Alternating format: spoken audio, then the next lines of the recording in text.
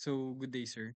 This is our video presentation sa project namin. And ang pangalan po ng system namin is Greenleaf. So, let's proceed na po sa system namin.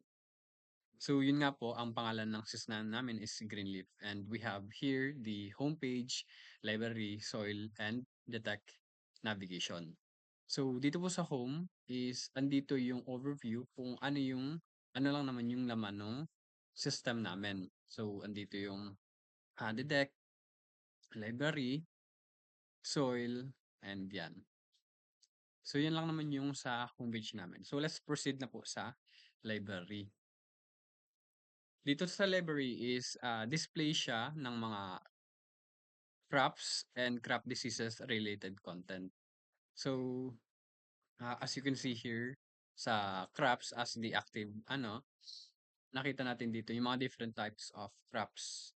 So, we like almond, amaranth, apple, and clickable din po siya. So, pag clinic siya, is mag-show yung details nung crop na yon and a larger view nung image, hindi lang siya nag-load. So, yan po. Sa crop diseases naman is similar concept. Although, dito, uh, of course, mas maraming nakalagay na details. So, for example po is common rust, yan yung crop diseases na meron yung library natin. So, for example, si common rust, so yung severity niya is moderate to high. Symptoms is when clickable po siya and then pag click mo, mag-show yung details about sa symptoms ng disease na yon. And also sa treatment, ayan.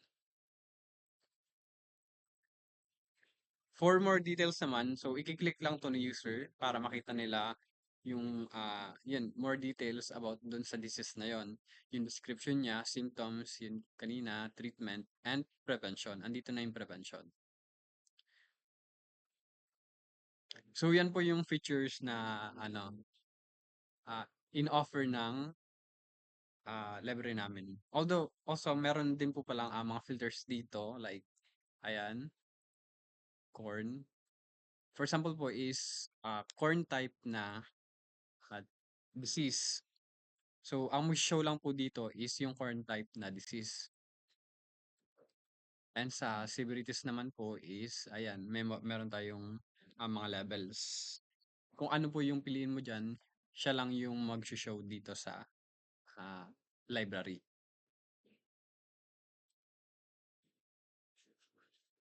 May searching feature din po dito. So, if may specific na hinahanap yung user, so i-search niya lang. For example po is carrot. Ayan. Ayan po. So, yan po yung feature na in-offer ng Greenleaf Library. Let's proceed naman po sa soil. So, dito naman is yung mga soil-related content yung naka-display dito sa soil namin. Although, yan. So, ayan po. So, clickable din siya and then pag click mo siya, mag-show yung details nung soil including yung better view kung ano yung itsura niya. So, may searching feature din po kami dito. For example is may hinahanap kang specific soil like clay soil. So, once na-search mo siya, siya lang yung madi-display dito sa sa page. So, let's proceed naman po sa detect page. So, nandito po yung machine learning integration namin. So, there are two types of detection na kaya ng Greenleaf, which is fruit detection and crop disease detection. So, uh, before that is meron po kaming guide dito kung paano siya gamitin, how to use detection. Yung select type, detection type, upload image, preview, and view results. So, yan po. And try po natin sa fruit detection.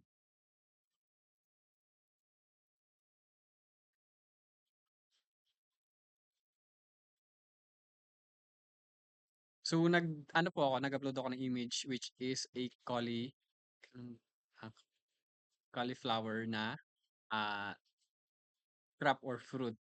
So 'pag ina-analyze po 'yan is ayan, hintayin lang natin. Ayun po, yung top predictions niya is hindi lang siya isa, may mga other ano din, may mga other predictions din. So yung pinaka-top po is cauliflower which is tama po. Cauliflower yung, ah, crop na in-upload natin and inanalyze.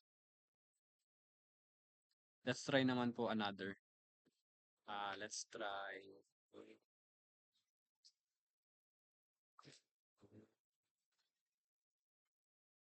ito. Ayan po. So yung top predictions po niya is banana which is correct naman po. Yan. Sa crop disease detection naman po is yun nga dinedetect niya kung ano, kung meron bang disease and ano yung disease nung crop. Let's try for example po is itong early blight potato na 'to.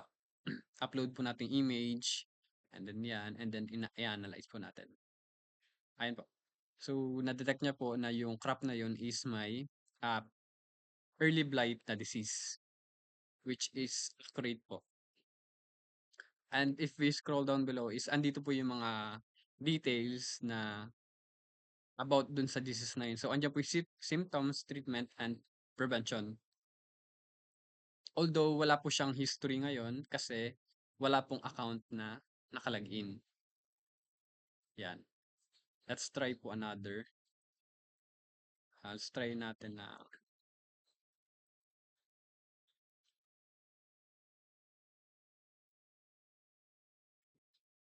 ito po. So nag-ano ako ng sa wheat, analyze po natin. Ayan, wheat yellow rust. So although yung confidence niya is hindi siya gano'n kataas, ano pa rin po, tama pa rin po siya. And there are other predictions din naman. So below po is yun nga, yung mga details. Yan. So if the user, ano po, kung gusto ng user na magkaroon sila ng history, mag-save yung mga history analysis nila, results, is kailangan po nilang mag-login. And si Greenleaf po is meron siyang ah, sign into Google feature.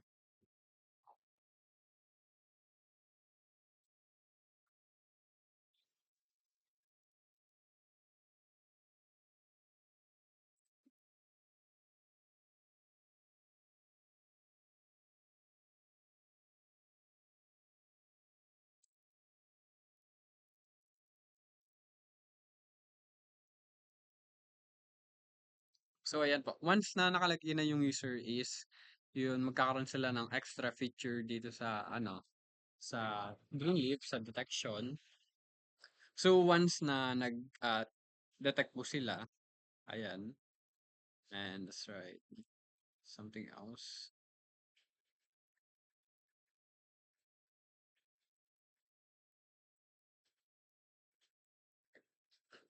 So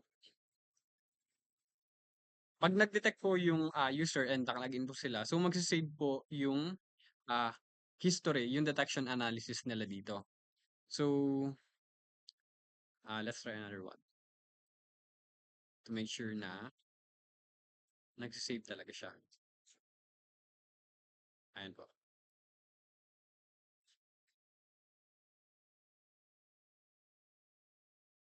So ayan po, nagse-save yung, detection analysis results.